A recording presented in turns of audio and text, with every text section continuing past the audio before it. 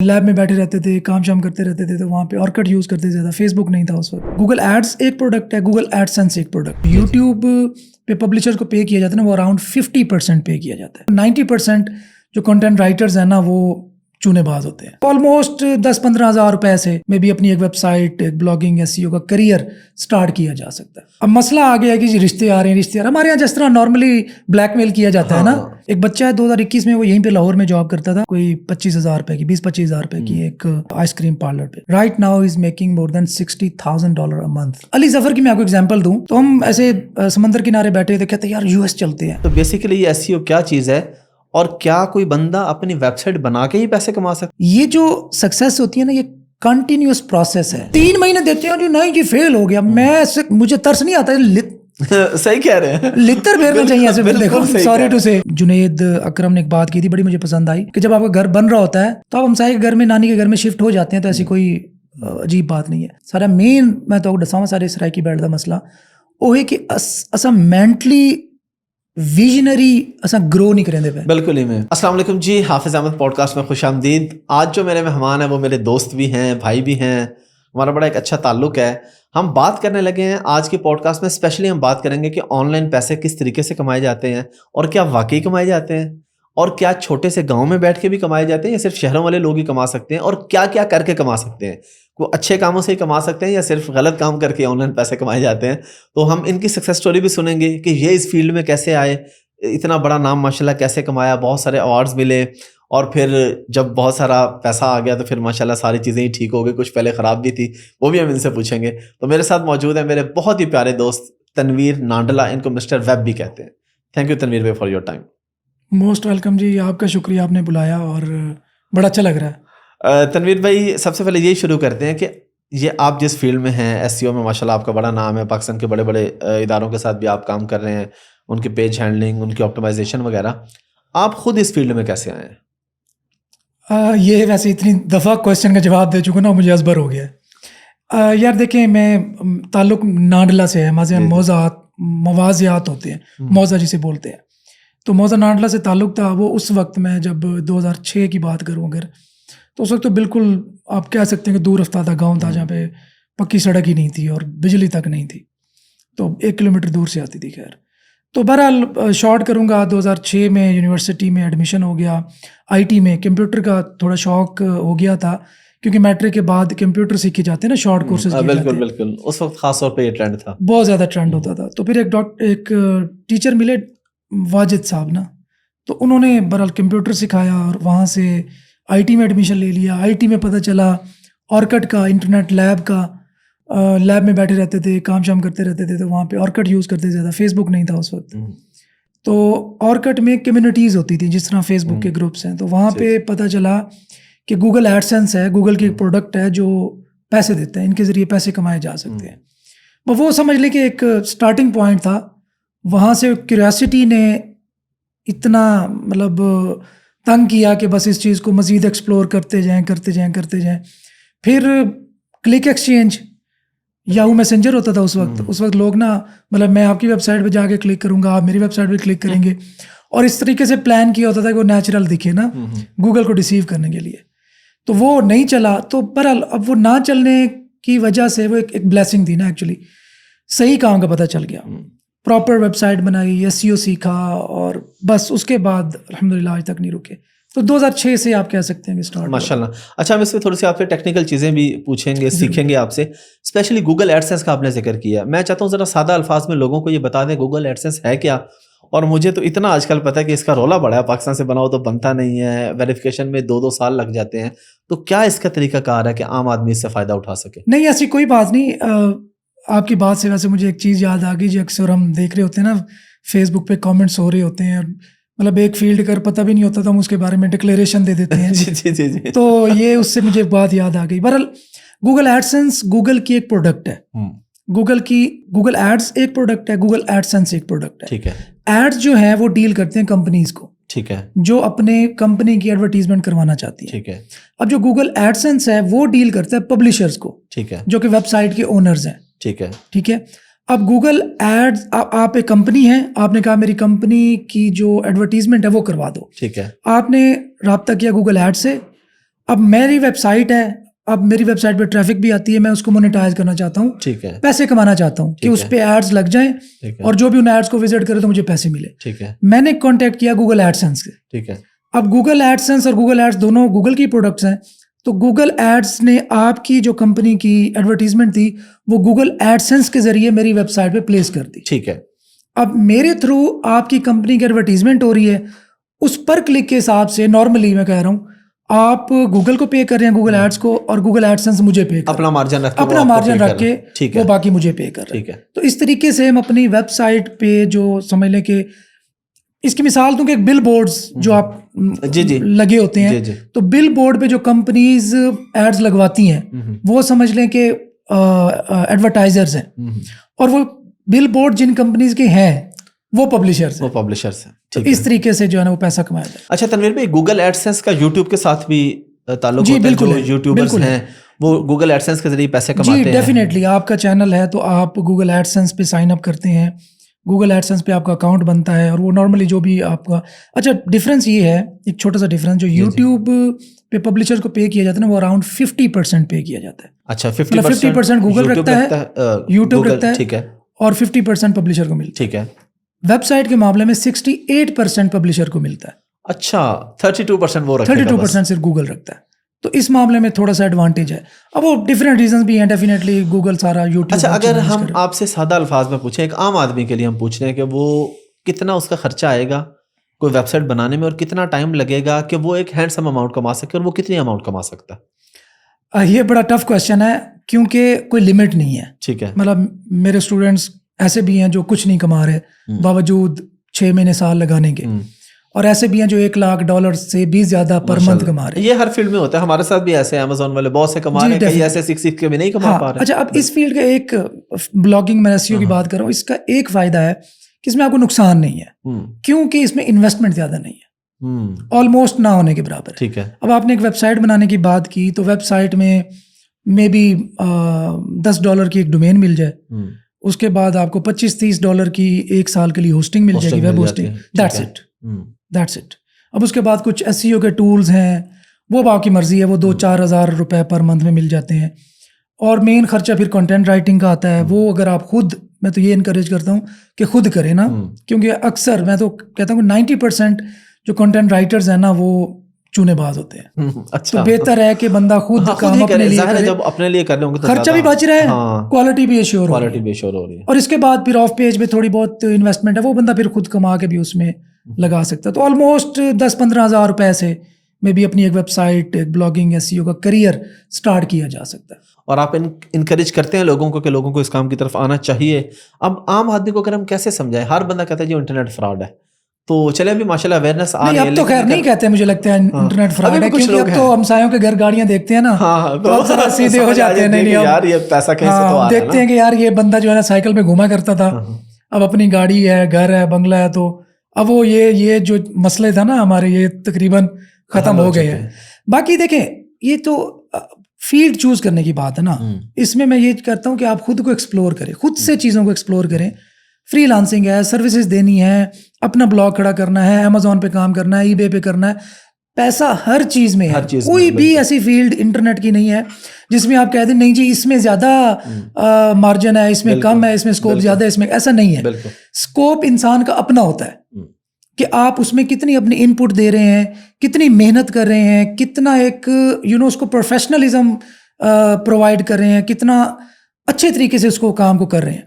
तो जितना आप बेहतर मेहनत करेंगे, जितना आप वही कॉमन सी चीज़ें हैं जिनको दोहराना मुनासिब भी नहीं है, तो इसमें सारे वही रूल अप्लाई होते हैं।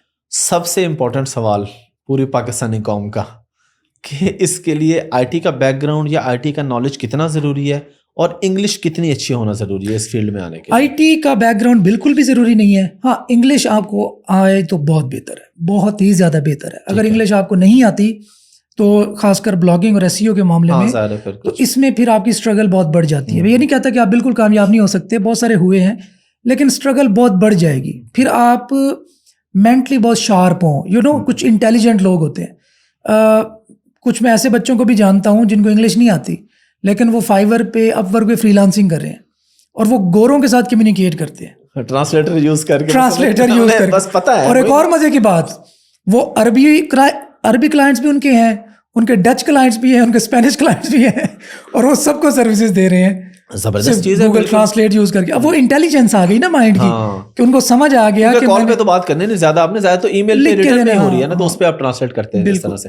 तो इंग्लिश मैं कहूंगा कि कम्युनिकेशन स्किल इंपॉर्टेंट है, आईटी का बैकग्राउंड बिल्कुल इंपॉर्टेंट नहीं है। कुछ आप सक्सेस स्टोरीज अगर शेयर करना चाहें, मैंने तो खुद देखी है आपकी सक्सेस स्टोरीज मुल्तान में, खासतौर पर जो एक लड़का था, उसको मुझे नाम जैसे निकल गया, जो कह रहा था कि अब मैं दूसरी शादी कर गई थी, साकू छोड़ गया, नवीद अराई। और मैं बड़ा मोटिवेट हुआ, बड़ा हैरान हुआ उससे सुनकर। उसके बारे में अगर आप थोड़ा सा बता दें, वो कितना पढ़ा लिखा था जब आपके पास आया था?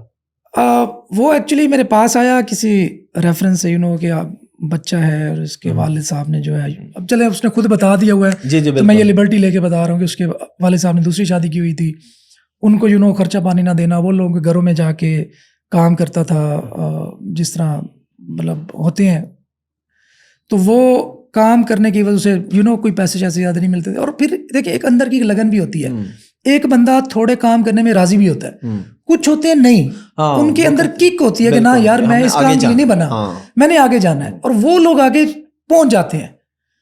अच्छा खैर, उसने वहां से मेरे पास आ गया, और मेरे ऑफिस में ही रहना, दिन रात सोना भी वहीं है, खाना भी वहीं है, वहीं पड़े रहना है।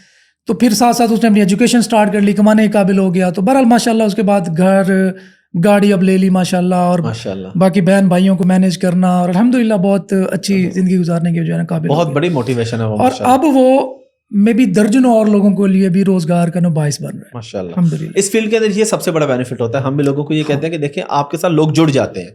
आप कोई अपना हेल्पर हायर कर लेते हैं, असिस्टेंट के, यार ये काम तुम करते हो, टीम तो आपने बनानी है ना, तो आप फिर उनको रोजगार दे रहे हैं। अच्छा, फिर जिनको रोजगार दे रहे हैं उनका अपना इंटरेस्ट डेवलप हो रहा है, वो जो आपके साथ काम तो कर ही रहे हैं, अब वो ये भी देख रहे हैं, अच्छा ये बंदा जो है ना खुद 10 लाख रुपए कमा रहा है, मुझे 50,000 रुपए दे रहा है, क्यों ना मैं खुद ऐसा काम अपना वो अब वो जो चेन होती है वो बढ़ती जाती है, वो फिर अपने लिए काम करता है, फिर वो मजीद लोगों को हायर करता है, तो ये इनडायरेक्टली चीजें जो ना बड़ी बढ़ती जाती है। तनवीर भाई, आपको याद है हम इकट्ठे थे एक जगह पे मीरपुर में, एक इवेंट था, वहां पे आपने अपनी स्टोरी सुनाई थी।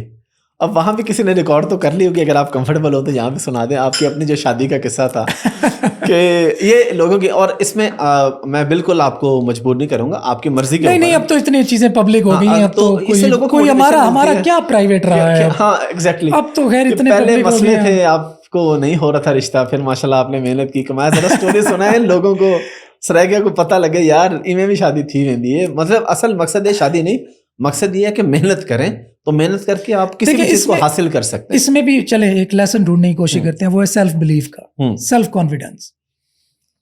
मुझे कजन के साथ जो है ना, वो आप कह सकते हैं बचपने में वो पता तो नहीं चलता है क्या हो रहा है, तो काइंड ऑफ प्यार हो गया।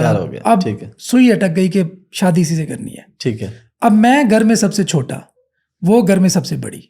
अच्छा, अब मसला आ गया कि जी रिश्ते आ रहे हैं, हमारे यहाँ जिस तरह नॉर्मली ब्लैकमेल किया जाता है ना, और वैसे भी सराइकी में तो ज्यादा जल्दी आना शुरू हो जाते हैं, और फिर ना भी आए जी, ना भी आए लड़कियां आजकल भी देखते हैं, लड़के से डिस्कशन करते हैं ना, हाँ वो जी वो फलां आ रहा है, कुछ करो प्लीज, जल्दी कुछ करो ना, वरना मैं, पता चले आप जब उसे छोड़ते हैं तो 10 साल उसकी शादी नहीं होती। खैर चले हम किसी और तरफ निकल जाएंगे। जी जी। तो अब वो जो ब्लैकमेलिंग वाला एलिमेंट है ना, वो दरमियान में आ गया। अच्छा। अब मैं यूनिवर्सिटी पढ़ रहा हूँ, 24 घंटे रात को बैठ के काम कर रहा हूँ, पैसे कमा रहा हूँ, डॉलर कमा। अब वो जो मोटिवेशन थी ना एक्चुअली, वो ये थी, हाँ, कि मैंने पैसे कमाने हैं, अलग घर बनाना है, शादी करनी है। अब हर्डल ये पेश आए कि मैं छोटा हूँ, अब मैं कैसे कहूँ कि मेरे बड़े भाई को भी, बड़ी सिस्टर को भी छोड़ के पहले मेरी शादी करो। उधर से जो सुसर साहब अब हैं, मतलब वफात पा चुके हैं, अल्लाह उन्हें जन्नत में जगह दे, तो उन्होंने जल्दी की हुई है, ना जी ना जल्दी करो, ये करो वो करो। बहरहाल 2000 से समझ ले सीन स्टार्ट हो रहा है, 2006 में आके मेरी मंगनी हो रही है, 6 साल की ये स्ट्रगल है। उसके बाद फिर जो है ना वो एक अलग कहानी स्टार्ट हो रही है। अब आज अंगूठी वापस आ रही है, आज जी टूट गया। अच्छा। आज मैं वाले साहब की मिन्नत तरले कर रहा हूँ। अब वो हमारे गाँव के वो ये सीन हमारा जो हम देखते हैं यहाँ जो कुछ बर्गर फैमिलीज में वो तो होता नहीं, ना मेरा बच्चा ना रो वो तो दो जो चाटे मार के और रुलाते हैं, चल तू शाबाश तू रोला। और उनके यहाँ फिर अना का बड़ा मसला था, अच्छा ये हो गया ना, अभी फैमिलीज की नहीं बनती थी ना आपस में, अच्छा फैमिलीज की नहीं बनती थी, तो ये एक और मसला आ गया। खैर मैंने उसमें थोड़ा सा ये ट्विस्ट डाला कि मेरी स्टेप ग्रैंड मदर थी, ठीक है, और मेरे वालिद साहब, ये भी बड़ी अजीब सी बात होगी सबके लिए, मेरे वालिद साहब अपनी सगी माँ से भी ज़्यादा उस स्टेप माँ की जो है ना वो रिस्पेक्ट करते थे। अच्छा, वो भी वफात पा गई हैं। तो मैंने कहा जी ये चैनल पकड़ते हैं। मैं उनके पास गया, उनको मैंने इमोशनल किया, मैंने कहा देखो जी आप मलिक मंजूर नाडला, कितना उनका नाम था, मेरे दादा का बड़ा नाम था, मैंने कितना नाम था, आज आपकी मंगेतर घर की कोई और ले गया, क्या क्या मुंह दिखाएंगी आप जाके दादा? अच्छा, हाँ, मैंने उन्हें फुल इमोशनली जो है ना वो ठीक है, उन्होंने जी वो खड़ी हुई, उनको तो गुस्सा आ गया, उन्होंने मेरे अब्बा जी को ढूंढा, वो गए हुए थे ज़मीनों पे, तो उनके पास गई, उन्होंने कहा जी ना ये नहीं हो सकता, मैं अपने खाविंद का नाम नहीं डबोने दूंगी आपको, अच्छा चलो अभी उठो और चल के ना रिश्ता फाइनल करते हैं। तो बहरहाल उसी दौरान उसका रिश्ता कहीं और एक्चुअली हो रहा था, अच्छा रियल में, अच्छा हाँ। तो बहरहाल वो अब ये इमोशनल जो है ना वो पूरी मूवीज़ वाला सीन चल रहा है, मेरे वालिद साहब उनके सामने नहीं बोल सकते थे, वो आखिरकार जो है ना वो वहाँ पे गए, अब वो कहें जी हमने तो उधर से मिठाई खा ली है, अब वो एक नया जो है ना वो सारे मेरे मामू ममानी सारे रिश्तेदार, वो अजीब धमा चौकड़ी मची हुई है। तो खैर इन दी एंड मैं आपको शॉर्ट करूँ, अब मैं उसको अल्फाज में ढाल नहीं सकता ना, वो जो इतनी टफ सिचुएशन थी। तो इन दी एंड क्या हुआ जी, वो मामला जो है सेटल हो गया। मैंने कहा जी ऐसे नहीं, अब आप निकाह करो, इसके बगैर अब मैं रिस्क नहीं लेना। ठीक है। तो 2011 में भी आके अब 5 साल की स्ट्रगल है और दिन रात की स्ट्रगल है। अब 2011 में आके अल्हम्दुलिल्लाह निकाह हुआ, 2012 में आके शादी की, अल्हम्दुलिल्लाह इस तरह जो है ना फिर आपको सक्सेसफुल हुए, कम पक्का हो गया। सुकून तो फिर भी नहीं आया वैसे। अब मेरे पास आते हैं ना बच्चे, अक्सर कहते हैं जी लव मैरिज की अरेंज मैरिज, मैं जो मर्जी कर लो भाई, खज्जल खुआरी जो होनी। अच्छा, आज की पॉडकास्ट में अगर कोई बात हल्की फुल्की में असराय मजाक की बात कर रहे हैं तो आपको पता है मेरे ऊपर डबल प्रेशर आना है। मेरी बेगम ने मुझे कहना, क्योंकि हमारे फैमिली टर्म्स हैं, भाभी जो हैं वो मेरी वाइफ की दोस्त हैं, तो अक्सर आना जाना रहता है, तो उसने कहना ये देखो ये बात कर दी इन्होंने, चला दी, ये कर दिया, तो भाई हम एडवांस में माजरत कर रहे हैं, और कोई ऑप्शन नहीं है, और कोई ऑप्शन नहीं है, पहले भी माफी मांग रहे हैं, बाद में फिर मांग लेंगे। अच्छा तनवीर भाई, एवरेज एक बंदा जो कमा रहा होता है, यानी एक तो वो है ना जो सक्सेसफुल नहीं हुआ, जो कमाने के काबिल हो जाता है, वो 2 या 3 साल में या 4 साल में किस स्टेज पे खड़ा हो जाता है? एवरेज महीने के कितने पैसे कमा लेता है? यार एवरेज मेरे ख्याल में $2,000 से $5,000 तक तो आई गेस पहुंच जाना चाहिए। अच्छा, 2-4 साल, 2-3 साल के अंदर अंदर इतना एक मैंने देखा है कि पहुंच जाता है बच्चा। और फिर उसमें डेफिनेटली बहुत सारे एलिमेंट्स हैं जो मैटर करते हैं, लेकिन जिसका थोड़ा सा भी दिमाग, अगेन ये माइंड की इंटेलिजेंस है, बिल्कुल कि बंदा किस तरह ग्रो करता है, टीम किस तरह मैनेज करता है, लोगों के साथ कोलैबोरेट किस तरह करता है, सर्विसेज लेने में, कम्युनिकेट करने में उसको क्या प्रॉब्लम आती है। एक बच्चा है वो अकेला ही दिन रात लगा रहता है, वो पूछने में भी हिचकिचाहट फील करता है, वो अपने उस्ताद के साथ भी कम्युनिकेशन नहीं कर सकता। एक बच्चा ऐसा है जो क्लाइंट का काम भी हमसे करवा लेता है। अब ये देखें ना, अब ये इंटेलिजेंस है ना उस बच्चे की, तो अब वो डेफिनेटली बहुत जल्दी ग्रो कर जाता है। अभी रिसेंटली एक सक्सेस स्टोरी और बताऊं हमारे मुजफ्फरगढ़ की, आप तो डेफिनेटली जानते होंगे। एक बच्चा है 2021 में, वो यहीं पे लाहौर में जॉब करता था, कोई 25,000 रुपए की, 20-25,000 रुपए की एक आइसक्रीम पार्लर पे। Right now is making more than $60,000 a month. माशाल्लाह, $60,000 अ मंथ। सुने जी, और ये बिल्कुल हकीकत है, विदिन 2 years में मुझे पता है ऐसा होता है, विदिन 2 years। हाँ, उसकी सक्सेस स्टोरी, वो सारे प्रूफ्स भी वैसे यूट्यूब पे मेरे पड़े होंगे। तो एक और हैं अब्दुल बाइस, हाफिज अब्दुल बाइस, वो माशाल्लाह $1 लाख से भी ज़्यादा पर मंथ जो है ना वो जनरेट कर चुके हैं। एक और मेरे अवैस नवाज हैं, वो मे बी $1.5 मिलियन से ज़्यादा उनका हो गया। तो अल्हम्दुलिल्लाह बहुत सारे हैं अल्हम्दुलिल्लाह। अच्छा तनवीर भाई, मकसद किसी को डिस्करेज करना नहीं है, जॉब वगैरह को खास तौर पे, लेकिन आपने भी जो बात की है, मेरे माइंड में भी चीज़ आ रही थी कि अगर कोई आदमी जॉब कर रहा हो तो वो भी 2-4 साल में इतनी अमाउंट पे पहुंच जाता है। देखिए, 2 तरह के लोग होते हैं, एक होते हैं रिस्क अवॉइडर्स, एक होते हैं रिस्क टेकर्स। जो जॉब करते हैं ना वो रिस्क अवॉइडर है। मेरे ख्याल में उसको भी इस तरह नहीं हमें पुश करते रहना चाहिए कि तू जॉब छोड़ दे या बिजनेस में आएगा इतना कमाएगा, तू क्या कर रहा है। वो एक बड़ी मिसाल मुझे याद आ गई, वो आदमी जो है ना वो सो रहा होता है कश्ती पे अपनी, तो एक और बंदा आता है कि जाग के तू मछलियाँ पकड़। वो कहता है फिर क्या होगा? कहता है मछलियाँ पकड़ेगा, तू मार्केट में बेचेगा। कहते फिर क्या होगा? कहता तू अमीर हो जाएगा, फिर तू बड़ी कश्ती लेगा, फिर ज़्यादा मछलियाँ आएंगी। कहता फिर क्या होगा? कहता तू बड़ा घर बना लेगा। कहता फिर क्या होगा? कहता तू सुकून से सोएगा वहाँ पे। तो कहता अभी मैं क्या कर रहा हूँ। ठीक है। तो इस तरह के जो रिस्क अवॉइडर्स होते हैं ना, उनकी भी अपनी प्रायोरिटी है। मैं उनको माइंड नहीं करता और ना ये कहता हूँ कि उनको बिल्कुल छोड़ के इस तरफ आ जाना चाहिए। नहीं, हर किसी की अपनी लाइफ है। हाँ, वो मैंने बताया ना कि कीड़ा होता है इंसान के अंदर। जो ग्रो करने वाला बंदा है वो चाहे कहीं पे ऑफिस बॉय भी खड़ा होगा ना, उसका माइंड ऊपर सोच रहा होता है कि मैंने पहुंचना कहाँ पे है। और मैंने ऐसे बहुत से लोग देखे हैं अपनी लाइफ में, वही आगे जाते हैं। सिर्फ इस फील्ड में नहीं, हर डिफरेंट फील्ड्स में। ऑफिस बॉय से मैंने इस वक्त मिलियनर्स लोग बनते हुए देखे हैं अपने आंखों के सामने देखे। मैंने दुबई में एक मेरे दोस्त हैं बहुत अच्छे, उनके बहन हुई, ही इज बिलियनियर नाउ। 2002 में वो बंदा गया वहां पे, उसके पास इतने पैसे नहीं होते थे कि यहाँ से चल के काम तक कोई टैक्सी करा ले, कुछ किसी कोई पब्लिक ट्रांसपोर्ट कर, पैदल जाता था वो। He is now billionaire. अच्छा। तो किस चीज ने उसको बिलियनियर बनाया? मेरे ख्याल में वो मेन ये चीज थी कि इंटेलिजेंस जो थी ना माइंड की, वो और लगन कि मैंने करना है, कि मैंने करना है। अब वो मजदूरी भी कर रहा था ना, उसकी नजर उस तरफ थी कि मैंने पहुंचना वहां पे है। अली जफर की मैं आपको एग्जांपल दूं, 2002-3 की बात है। ये कॉलेज जीन्स एक ड्रामा लगा करता था, शायद आपको याद हो। बड़ा पसंद था मुझे, मैं देखता था, पीटीवी पे आता था। तो वो ये उसमें काम करता था, मे भी यही ड्रामा था। तो अब किसी ने पूछा कि यार एक इंटरव्यू में ना कि यार है तू सिंगर, तू कर रहा है एक्टिंग है, तो ये किस तरह की मिसमैचिंग है? तो उसने बाद में बताया कि मैं जब उस वक्त एक्टिंग कर रहा था ना, मैं पैसे इकट्ठे कर रहा था कि अपनी पहली एल्बम लॉन्च करूं। मैंने बनना सिंगर ही था। हाँ, मेरा प्रोफेशन, मैंने उसी को चूज करना था। पैसे चाहिए थे, लेकिन मुझे पैसे चाहिए थे, मैं पैसे इकट्ठे करने के लिए एक्टिंग कर रहा था। तो इस तरह लोग प्लान करते हैं, वो चाहे उन्हें मजदूरी करनी पड़े, कुछ भी करनी पड़े, वो अपने रिसोर्सेज को कलेक्ट करके, एम क्या है? पहुंचना हमने टॉप पे। तनवीर भाई, हमारे मुल्क को ज़रूरत भी है डॉलर्स की। इस टॉपिक पे भी आप थोड़ा बताएं कि अगर हम इस लिहाज से लोगों को मोटिवेशन दें कि भाई चलो ठीक है, तुम अपने लाइफ में खुश हो, लेकिन तुम्हें अपने आसपास के लोगों के लिए, दूसरे लोगों के लिए, मुल्क के लिए आपने माशाल्लाह काफ़ी काम किया और आपको इस पे अवार्ड भी मिला, मिलियंस ऑफ डॉलर्स आप पाकिस्तान में लेके आए। इस हवाले से क्या कहना चाहेंगे और क्या फीलिंग थी उस वक्त जब आपको डिफरेंट अवार्ड्स मिले और इस वजह से आपको अवार्ड मिला कि यार आपने मुल्क के लिए कुछ किया? अपने लिए तो सारे ही करते हैं। बड़ा इमोशनल मोमेंट था, आई गेस। वो शायद डिस्क्राइब भी नहीं किया जा सकता। मुझे कॉल आई ISPR की तरफ से कि आपको हमने शॉर्टलिस्ट किया है, तो अब आपका इंटरव्यू है। तो मैं लाहौर ही आ रहा था, रास्ते में था, तो फिर इंटरव्यू स्टार्ट हुआ। पूरी एक उनका पैनल बैठा था जो इंटरव्यू ले रहा था और सारे स्टैट्स को वेरीफाई कर रहा था।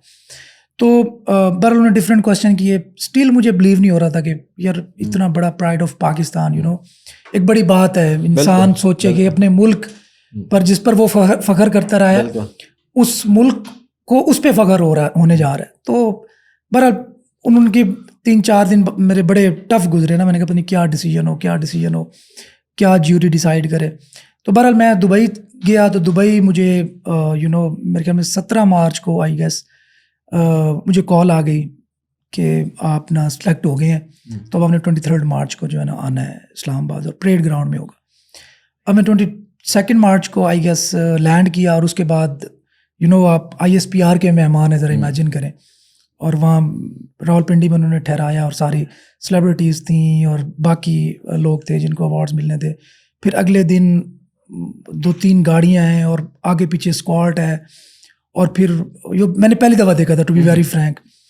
अब जब वो हमें लेके जा रहे थे परेड ग्राउंड में, तो दोनों तरफ इतनी स्नाइपर्स खड़े थे हर बिल्डिंग पे।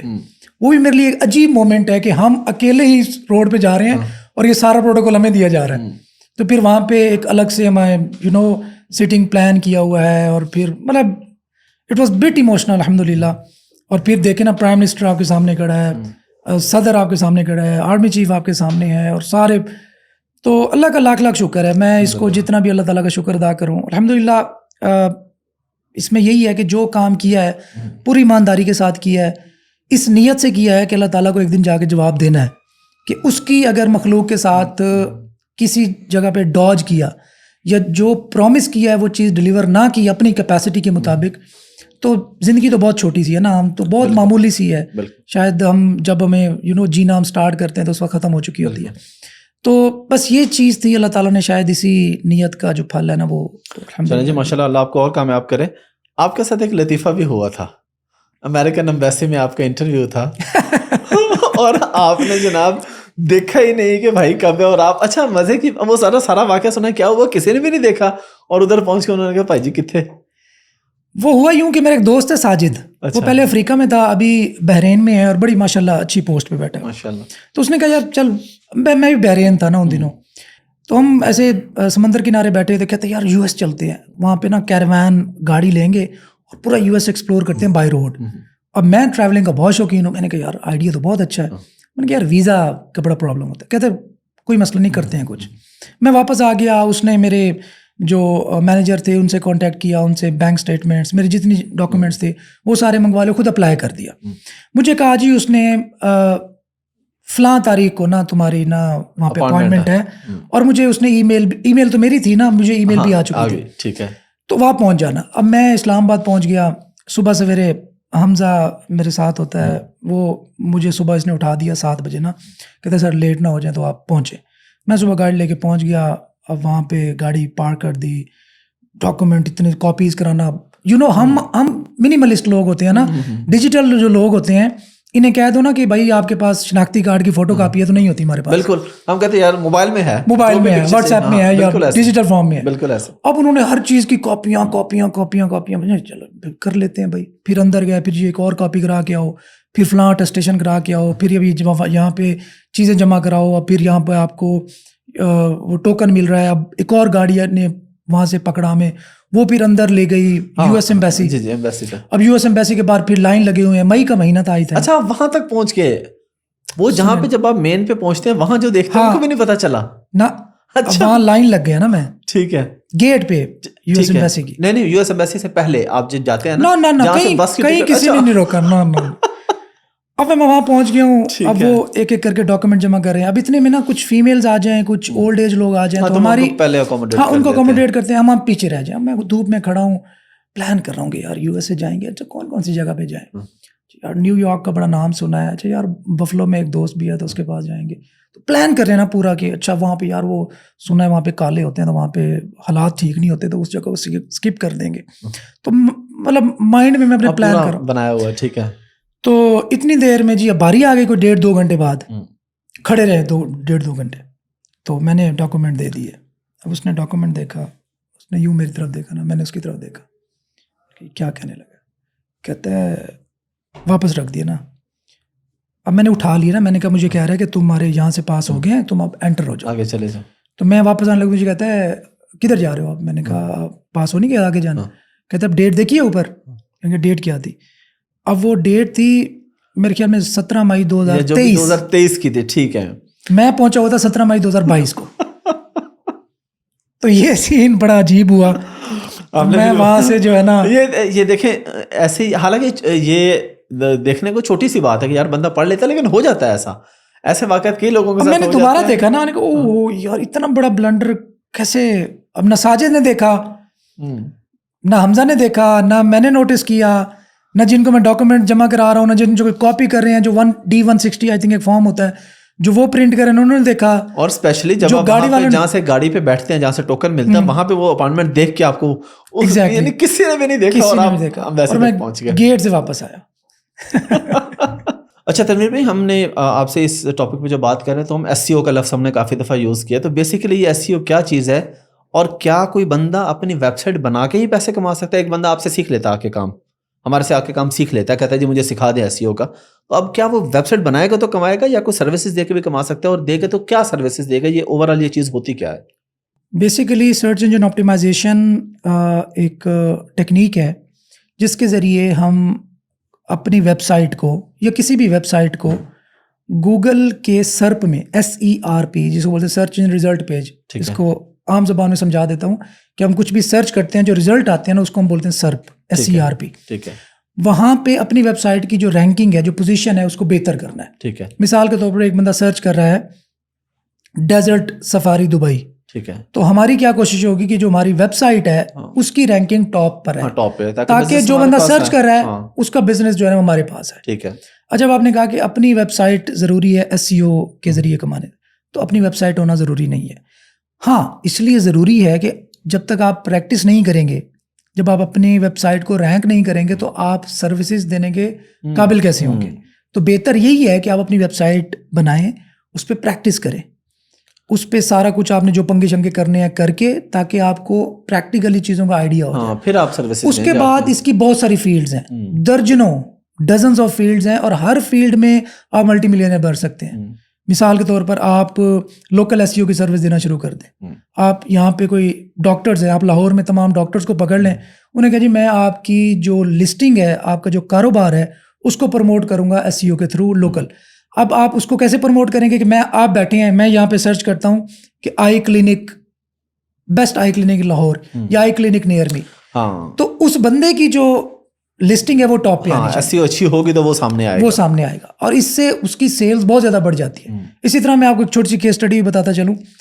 एक हमारे पास ना एक पूल था, हमारे यहाँ तो ट्यूबवेल को हमने थोड़ा बड़ा करके पूल बनाया होता है, तो उसको मैंने ऐसे ही बैठा था गूगल मैप्स मैंने डाल दिया और उसकी थोड़ी ऑप्टिमाइजेशन कर दी।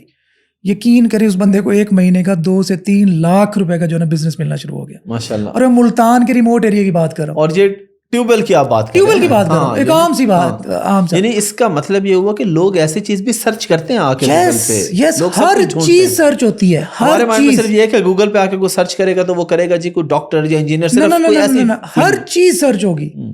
इवन बेस्ट प्लम्बर मेरे करीब कौन है, इलेक्ट्रिशियन कौन है, हर चीज सर्च होती है। तो मैं ये जरूर कहूंगा कि अच्छा, पाकिस्तान में ये चीज वैकेंट पड़ी है, यहाँ पे इस तरफ रुझान नहीं। रुझान क्यों नहीं है मैं बताता हूँ, क्योंकि जो एसईओ करने वाले उसको यहाँ से पैसा सही नहीं मिलता, क्योंकि अवेयरनेस नहीं है ना, इसलिए वो इस मार्केट को टच ही नहीं करता। वो कहता है यहाँ से बजाय मैं यूएसए की फलां स्टेट में बैठ के ना बिजनेस कर लूं, हजारों डॉलर, जिस वजह से पाकिस्तान की जो पूरी इंडस्ट्री ना वैकेंट पड़ी है। तो ये एक आइडिया भी है उन लोगों के लिए जो एसईओ करे। अच्छा, ये तो हो गई लोकल एसईओ। इसी तरह एक गेस्ट पोस्टिंग की सर्विसेज होती हैं। बहुत बड़ी बड़ी कंपनीज, ये जो मैंने $60,000 बताया ना आपको 1 महीने का बना रहा है, वो एक्चुअली इस बिजनेस मॉडल इससे रेलेवेंट है। ठीक है, कि वो बाहर की कंपनीज को गेस्ट पोस्ट की सर्विसेज, मतलब उनकी वेबसाइट की प्रमोशन करनी है आपने। ठीक है, वो सर्विस दे के आप बहुत ज़्यादा पैसा है। इसके अलावा आप टेक्निकल एसईओ की सर्विसेज देना शुरू कर दें कि मैं आपकी वेबसाइट के एरर्स ठीक कर दूंगा, मैं आपकी वेबसाइट की स्पीड को ऑप्टिमाइज कर दूंगा, मैं आपकी वेबसाइट की ऑन पेज एसईओ ठीक कर दूंगा। तो मतलब बहुत सारे जो है ना रास्ते। अच्छा, इसके अलावा अब आप बैठे हैं तो मैं आपकी वजह से कह रहा हूँ कि अमेज़ॉन और एसईओ का क्या ताल्लुक है, बहुत सारे लोगों को नहीं पता। ऐसा ही मैंने बहुत देखा है कि एसईओ अमेज़ॉन के बंदे पैसा बहुत इसमें लगाते हैं और डूबता बहुत ज्यादा है, बिल्कुल, जिस वजह से शायद आप लोगों को वो ये बातें ज्यादा होती है। होता है बिल्कुल, पैसे लोग अब एक बंदा, अच्छा, लेकिन बात वही है कि एसईओ वहां पे हमें वहां पे भी तो रैंकिंग चाहिए होती है ना बेसिकली। हाँ, अच्छा देखिए ना, अब मैंने देखा कि एक बंदा $30,000 जो है ना इन्वेस्ट करके बैठा है और हाथ पे हाथ रख के 1 साल हो गए। मतलब अगर एसईओ में मैं देखो अगर $30,000 इन्वेस्ट करता तो शायद वो हमारे तो कुछ बगैर इन्वेस्ट किए इतना कुछ बना लेते हैं। अगर इतने लगाए हों, अगर अमेज़ॉन का बंदा एक एसईओ के बंदे को साथ मिला लेना, ही कैन डू वंडर्स। बिल्कुल लाजिम मलजूम है ये चीजें। तो जो चीज आप अमेज़ॉन पे बेच रहे हैं उसी चीज को अपने एक वेबसाइट बनाएं, शॉपिफाई पे भी ना जाएं, वो कॉमर्स बना लें।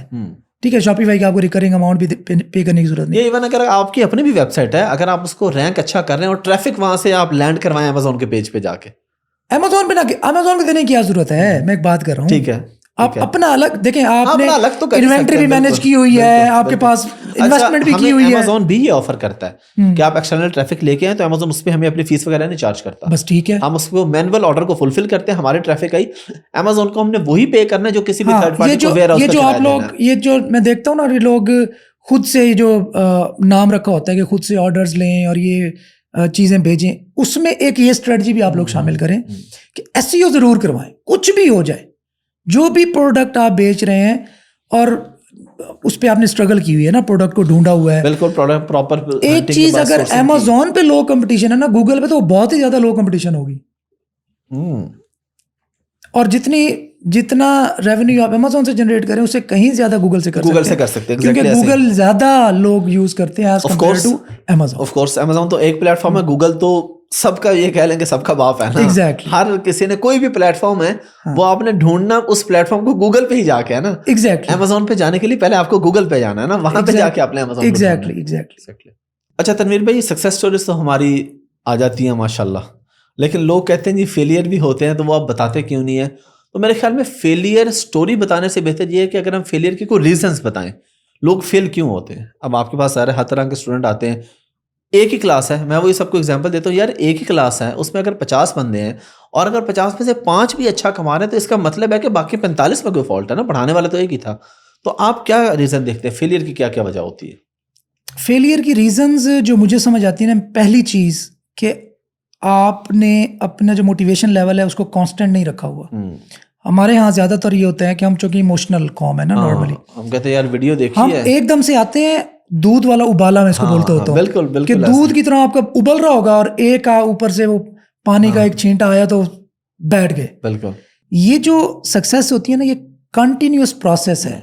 ये ऐसा नहीं है कि आपने यहाँ से चलना है, यहाँ पहुंच के सक्सेसफुल हो गए, खत्म ना। आपने ग्रेजुअली कंटिन्यूअसली आपने चलते रहना है।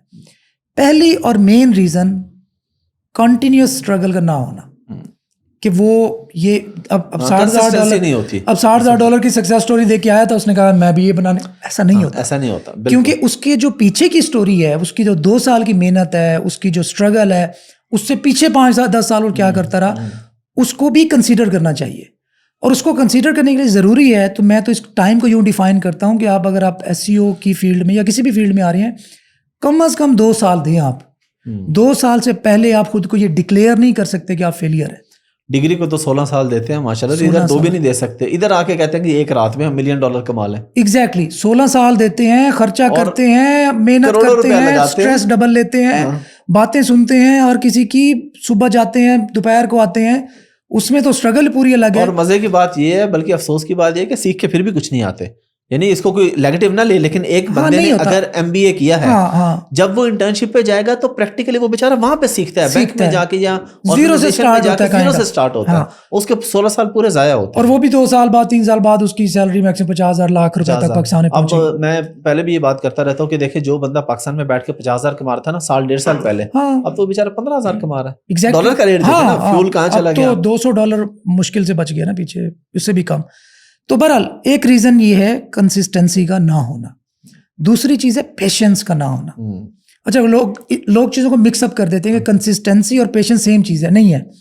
कंसिस्टेंट है कि आपने एफर्ट करते रहना है, पेशेंस है कि अगर आपको रिजल्ट नहीं मिल रहे तो आपने पेशेंट रहना है।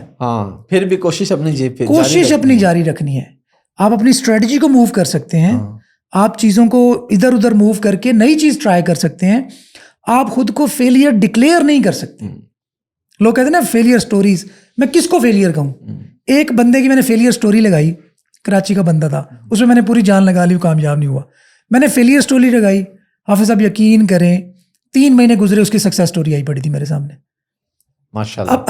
अब मैं किसकी फेलियर स्टोरी लगाऊं, बताएं आप? यानी उसकी लगाई तो उसे समझ आई कि भाई ये है, मुझे करना चाहिए, कोशिश करना चाहिए, वो लगा रहा है। उसने ये सोचा नहीं कि फेलियर, मैं ये कहता हूँ फेलियर के बारे में मेरी ये राय है कि फेलियर एग्जिस्ट ही नहीं करता। अगर आप फेलियर के बारे में सोच लेंगे ना, गूगल के 150 से 200 प्रोजेक्ट्स गूगल ने स्टार्ट किए और खुद बंद कर दिए। अब उनको क्या कहेंगे? फेलियर। गूगल को कहेंगे भाई तू घर बैठ जा, चल कोई नहीं बैठा ना वो उसने एक चीज ट्राई की, उसने एक चीज ट्राई की, नहीं चली, बंद कर दी उसने, कहीं और चला ली। उसके पास बिलियंस ऑफ डॉलर्स का बजट था, दुनिया के बेहतरीन दिमाग थे, दुनिया का बेहतरीन इंफ्रास्ट्रक्चर था, दुनिया का बेहतरीन इकोसिस्टम था, इसके बावजूद वो फेल हो गया। हम टाट वाले स्कूल के पढ़े हुए एक मौके पे आके 6 महीने भी हम मुश्किल से देते हैं, 6 महीने भी नहीं देते, बिल्कुल ऐसे 3 महीने देते हैं, नहीं जी फेल हो गया। मुझे तरस नहीं आता, सही कह रहे हैं, लितर फेरना चाहिए ऐसे बंदे को, सॉरी टू से। बिल्कुल सही कह रहे हैं, मैं 100% एग्री करता हूं आपसे कि ऐसे बंदे के लिए सिंपैथी नहीं होनी चाहिए। नहीं सिंपैथी होती भाई, ऐसे को लितर फेरना चाहिए कि आपके अंदर इतना भी नहीं है कि आप 2 साल एक फील्ड को टिक के बैठ के सुकून से दे सको। फिर बहाने करते हैं जी ये हो गया, ये ठीक था, वो 16 साल दे के फिर जॉब को 5-10 साल दे के भी अगर आप 50-60 हज़ार पे खड़े हैं, किसी बंदे ने अगर यहाँ 5 साल दिए हों तो मैं कहता हूँ यार $1000 तो $2000 तो कहीं नहीं गया भाई। 5 साल की तो 5-6 बात ही ना लाख, करें, हाँ, 5 साल तो बहुत होते हैं। बहुत होते हैं। साल 2 साल में आप किधर पहुंच जाते हैं इस फील्ड के अंदर। आप, मैं अक्सर ना कंपैरिजन करता हूँ अपने स्टूडेंट्स के सामने, जॉब वर्सेस ऑनलाइन अर्निंग। अगर जॉब में आपका 1 लाख रुपए पर मंथ स्टार्ट हुई है और ऑनलाइन अर्निंग में आपके 0 है, हाँ 1 साल बाद 12 लाख रुपए आपके पास जॉब में, ऑनलाइन अर्निंग में 0 है। दूसरे महीने आपके सिर्फ $100, दूसरे साल से $100 आपने अर्निंग स्टार्ट की ऑनलाइन। उधर 24 लाख है, हाँ। इधर में भी कितने होंगे, $1000-1200 हो गया। अब तो खैर वो भी, अब तो खैर वो भी ज्यादा बन गया ना, खैर हाँ। लेकिन तो ये जब स्टार्ट हो गया ना, तो हाँ, ये ऊपर बहुत जाता है। अब वो जब तीसरा साल स्टार्ट होगा ना, वहां पे आपको पता चलेगा कि काश मैं 2 साल 3 साल उस फील्ड को टिका के दे देता, थोड़ा सब्र रख लेता, थोड़ा मैं रूखी सूखी खा लेता, मैं क्या कर सकता था, क्या करने के ऑप्शन मेरे सामने मौजूद थे। जॉब में आपके सामने क्या ऑप्शन है? अगेन मैं डिस्करेज नहीं कर रहा, बार बार बता रहा हूँ, इट्स योर पर्सनल चॉइस, लेकिन हम डेफिनेटली हमने कंपैरिजन तो करके देना है ना आपको। तो जॉब में आपने 5 साल बाद भी आप 1 लाख रुपए, 1.5 लाख हो जाएगी, 2 लाख हो जाएगी, मान लेता हूँ। दूसरे में आप देखिए ना कि अपॉर्चुनिटी, मौका कितना बड़ा है, कितना ज्यादा है। तो मेरे ख्याल में अगर थोड़ा सा आप रिस्क टेकर हैं तो आपको जरूर ट्राई करना चाहिए। अच्छा, ये 2 रीजंस हो गई। तीसरी चीज मैं कहूँगा कि शायद हमारे अंदर की ना नेगेटिविटी क्यों मैं दूसरे पॉइंट में लेता हूँ, सेल्फ कॉन्फिडेंस का ना होना, कि हमने हर चीज में ये देखना है कि ना ना ना मैं नहीं कर सकता, हाँ ये मेरे को नहीं होना। ये जो कर रहा है वो भी तो आपकी तरह का इंसान है ना। ये जो माइंड सेट है ना कि मैं नहीं कर सकता। अच्छा, यहाँ भी साइंटिफिक बात है। ये मैं हाथ उठा के यहाँ पे ला रहा हूँ, ये मुझे किसने कहा है? इसने कहा है। यहाँ से सिग्नल आया है तो मैंने यहाँ से, मैं डॉक्टर नहीं हूँ, गलती को माफ कर देना, एक तो हम जो है ना हर चीज को जज करती है, ठीक है। अब जब मेरे दिमाग ने इसको कहा कि भाई तूने यहाँ से नहीं हिला सकता, यहाँ रख दे, तू नहीं हिला सकता, तूने नहीं हिलाना। अब अगर ये मैं 6 महीने के लिए यहाँ रखूँ तो ये क्या होगा? उसके बाद हिलाना चाहेंगे भी तो मुश्किल हो गया, हिलाना चाहूंगा भी तो मुश्किल होगा। ऐसे ही। तो इसी तरह अगर आप खुद को जब बताते रहते हैं ना कि आप मैं नहीं कर सकता, फिर एक टाइम आता है वाकई नहीं कर सकते, आप नहीं कर सकते, क्योंकि आपने देखो आपके इस हाथ की जो कैपेसिटी थी, आपने उसकी कैपेसिटी डाउन कर दी। अब ये जो चीज है, ये एलिमेंट है, ये अपनी कैपेसिटी पे काम कर ही नहीं रहा। जब आपने खुद को बता दिया कि मैं फेलियर हूं, मैं नहीं कामयाब हो सकता, आपने अपने आप को ये यकीन दिला दिया कि भाई तू नहीं कर सकता, जिससे अल्टीमेटली जिस्म की जो परफॉर्मेंस थी, जो कैपेसिटी थी, वो उस कैपेसिटी पे चला ही नहीं, तो अल्टीमेटली आपने फेल होना है। तो जब आप खुद को कहते हैं ना ना ना मैं कर लूंगा, इसमें मैं एक मजे की बात निकल आई, इसमें मैं कहता हूँ पॉलिटिशियन से सीखो। पॉलिटिशियन से सीखो। एक पॉलिटिशियन स्टार्ट करता है आज अपनी कैंपेन, वो बेचारा 5 साल ना कोई जनाजा छोड़ता है, ना कोई कुलखानी छोड़ता है, ना कोई शादी छोड़ता है, ना कोई खुशी छोड़ता है, ना गमी छोड़ता है। 5 साल बाद वो मेहनत करके पैसे लगा के हर चीज़ हार जाता है, वो क्विट करता है। कितने पॉलिटिशियन को आपने देखा है 5 साल बाद नहीं, मेन स्ट्रीम के में पॉलिटिशियन फिर आए होते हैं वो 5 साल फिर तपस्या काटता है, फिर बंदे के जो है ना उससे मिलता है, फिर हर जनाजे में जाता है, हर कुलखानी में जाता है, हर शादी में जाता है, किस आस पे कि अगली दफा मुझे वोट, अगली दफा मैं बन जाऊंगा। तो उनसे सीख लेना यार, कंसिस्टेंसी। चलो और कुछ नहीं, ये चीज आपने हर चीज नेगेटिव देखी होगी आज की पॉलिटिशियंस की, मैंने आपको पॉजिटिविटी भी बता दी उनकी कि कंसिस्टेंसी आप उनसे लर्न करें। अब 10 साल बेचारे लगे रहते हैं, फिर जाके कोई एमपीए बन गया, कोई एमएनए बन गया, जो भी हुआ। तो ये 3 चीजें अगर आप खुद पे अप्लाई कर देना, आप फेल नहीं हो सकते कम से कम। बिल्कुल सही बात है। अच्छा तनवीर भाई, हुण थोड़ी जी जरा सराइकी कोई गपशप करके नो, साडा जिहड़ा इलाका है अपना ये पट्टीपुरी यानी मुल्तान, बहावलपुर या मुजफ्फरगढ़, जी खान सराय की पट्टीपुरी, इत्थां आम तौर पर साडे जैसे कि गुरबत ज़्यादा है, क्योंकि अपॉर्चुनिटीज़ घट हैं, बड़े शहर चलो ज़्यादा हैं तो उत्थां घट हैं अपॉर्चुनिटीज़। उत्थां दे लोग ज़्यादातर तो पता है कि साडे इलाके दे लोग बाहर होने, मेहनत मजदूरी करें ने, उन्हें कितने भी कोई रास्ता है कि कोई इतना ऑनलाइन कोई ऐसा तरीका है कि बंदा ज़्यादा पढ़ा लिखा ना हो तो कुछ हल्का फुल्का करते, जितना एक उत्थां जो हालात हैं तुसा माशाल्लाह फिर दे दुनिया, तो पता है दुबई वन डे गिनो एक कमरे 15-15 20 सुते पे होने, बिल्कुल इतनी जाओ सुमन दी खाली। ਤੇ ਕੋਈ ਇਹੋ ਜਿਹਾ ਤਰੀਕਾ ਹੈ ਕਿ ਚਲੋ ਮੁਨਾਸਿਬ 50-60 ਹਜ਼ਾਰ ਲੱਖ 2 ਲੱਖ ਰੁਪਏ ਘਰ ਬੈਠੇ ਕਮਾ ਕੇ ਨੇ ਪਾਕਿਸਤਾਨ ਬੈਠੇ ਕਮਾ ਕੇ ਨੇ? देखो बहुत सारे साडा एरिया तो खैर बहुत डिप्राइव्ड है, बहुत ज़्यादा डिप्राइव्ड है मेरे ख्याल च। उनकी डिफरेंट रीजनस हैं, पता नहीं हम क्या उनको डिस्कस नहीं करेंगे, लेकिन इंदा सलूशन डेफिनेटली असा देते हैं कि सारे इलाके को छोड़ो, पूरे पाकिस्तान की गाल करो ना, बिल्कुल इवें सलूशन तो इहो कुछ है कि असा डॉलर्स इच कमावन लग बनो, क्योंकि डॉलर की जी प्राइस की जी सूरत पिछले साल 1.5 साल जो थी गई ऑलमोस्ट 300 रुपए का इस वक्त जो वीडियो रिकॉर्ड थी इस टाइम तकरीबन 300 रुपए को भी ज्यादा पौंदा अगर तुम ट्रांजैक्शन करो। बिल्कुल। अच्छा अगर हुण असां डॉलर च नहीं कमांदे तो दूजा ऑप्शन की है? तो पता है डीजी खान, मे बी लोधरा, भावलपुर, ये बहुत सारे लोग, मुजफ्फरगढ़, सारे मुल्तान, बहुत सारे लोग जड़े ना दुबई या यूएई, सऊदी अरब हुंदे च हुण वो बेचारे कोई रेमिटेंस भेजे ने। अच्छा उत्थे भी कोई वाइट कॉलर जॉब क्यों नहीं उन्हां कोल? उत्थे भी मजदूर हैं। एक बंदे दी अगर 1000 दिरहम अगर सैलरी है उनकी तो तकरीबन 80,000 रुपए। हुण उंदे चो बेचारे ने महीना गुजारना है, खाना भी खावना है, रावण का बंदोबस्त भी करना है, इंटरनेट का पैकेज भी करना है, रिन्यूअल दे पैसे देने हैं, साल बाद रिन्यू करना है, ते पिछा वाल भेजना है, पिछा वाल देखो ना छोटे बहन भाई रिश्तेदार ओके जी सारे वड्डा बिरा जेहड़े दुबई हुंदे उन्हां दी जेहड़ी होप्स होनी वो बंदे को मजीद बेचारे को पैनिक कर देनी है। तो अगर असा इया एक लेबर जॉब्स ही करनी है तो उंदे मेरे ख्याल च ये बेहतर है कि जेड़े उत्थे हैं या जेड़े भी इत्थे हैं हुण अपनी जी आने वाली जनरेशन है उसको कम अज़ कम तालीम दो। तो दूजी सारा मेन मैं तो दसावां सारे सराइकी बैठ का मसला वो है कि असा मैंटली विजनरी असा ग्रो नहीं करेंदे पे। बिल्कुल ही में जो प्यो करेंदे वो कहंदे यार पुत्र भी हो कर गिनसे अगला भी हो कर गिनसे बस मतलब सारा विजन जेड़ा है ना वो ग्रो नहीं करेंदा पिया। असा बिल्कुल रिस्ट्रिक्टेड है। असा पिछले जेड़ा मैं तोनसे अपना आई स्किल का एक इनक्यूबेटर बनाया तो बड़े चैलेंजेस पेश आए। मैं लाहौर छोड़ के कराची छोड़ के मैं कि पहले अपने इलाके को कवर करे, लेकिन उनका जड़ा एक रिएक्शन आए तो वो अनएक्सपेक्टेड है। मैं रीज़न क्या फाइंड की कि असा मैंटली ग्रो नहीं करना चाहते। साढ़े यहाँ कुछ इहो जिहा होंदा है कि चेंज को ना असा अपनी मैं ITH पढ़ाई कि चेंज को एक्सेप्ट नहीं किया वेंदा आसानी नाल, उनके खिलाफ रेजिस्टेंस आती है। तो जितने तुसा थोड़े बैकवर्ड होवो और रेजिस्टेंस उतनी वधदी है, ज़्यादा थी वेंदी। बिल्कुल ही गल जेड़े जदीद मुमालिक मॉडर्न मुमालिक उन्हें एक्सेप्टेंस ज्यादा होती है चेंज को बिल्कुल एक्सेप्ट करन। जितने बैकवर्ड होंदे जितने बैकवर्ड हो उतने सा कुछ समझ नहीं आती। ये अज तुसा देखो ना मतलब कोई अगर कोई सिखेंदा पिए तो ये जी मंजन फरोशी है, मंजन सैलर है, देखो नहीं।